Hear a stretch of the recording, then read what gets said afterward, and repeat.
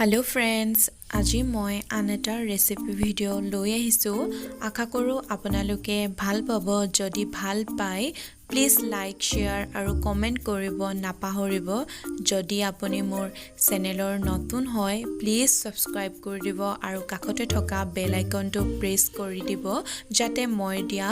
video সমূহৰ notification সমূহ পায় আজি মই কিদৰে একাপ বেসনেৰে তিনিটা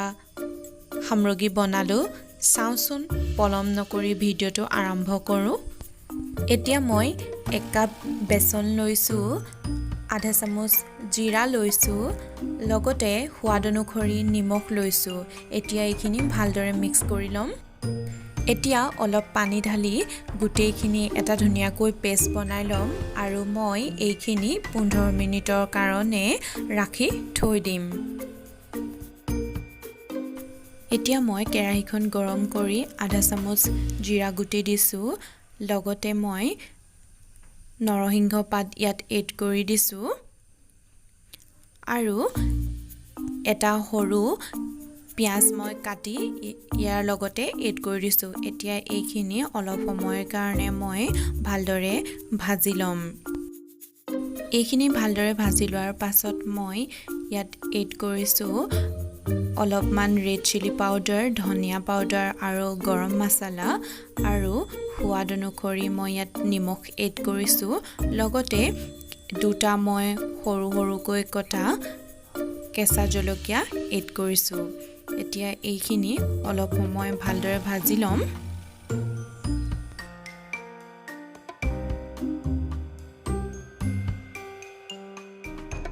এইখিনি এনেদৰে অলপ সময় ভালদৰে ভাজি লোৱাৰ পাছত ইয়াত মই এড কৰিছো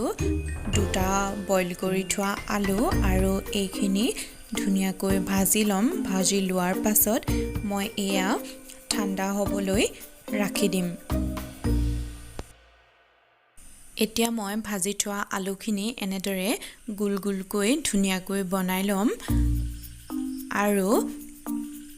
গুটেইখিনি মই এনেদৰে গুল গুলকৈ বনাই লৈছো এতিয়া বনাই থোৱা এই বেসনৰ পেষ্টটোত এটা আটাকৈ এনেদৰে ডুবাই পিনে কেৰাহীখন গৰম কৰি মই তেলত ফ্ৰাই কৰিম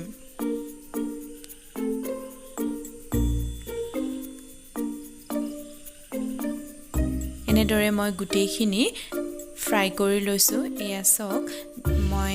ৰঙচুৱা হোৱালৈকৈ এনেদৰে অলপ সময়ৰ কাৰণে ভাজি থাকিম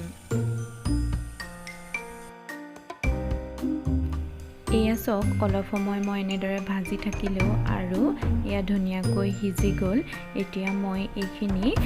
নমাই ৰাখিম সেই একেদৰে মই ঢাকি যোৱা পিয়াজ টুকুৰে বেসনৰ পেষ্টত এনেদৰে ডুবাই লৈছো আৰু তেলত ৰঙচুৱা হোৱালৈকৈ ধুনিয়াকৈ ফ্ৰাই কৰি লৈছো ইয়াক ধুনিয়াকৈ সিজি গল ইয়াক ৰেডি হৈ গল খাবলৈ টেষ্টি হৈছে আশা কৰিছো আপোনালোকেও নিশ্চয় ট্ৰাই কৰিব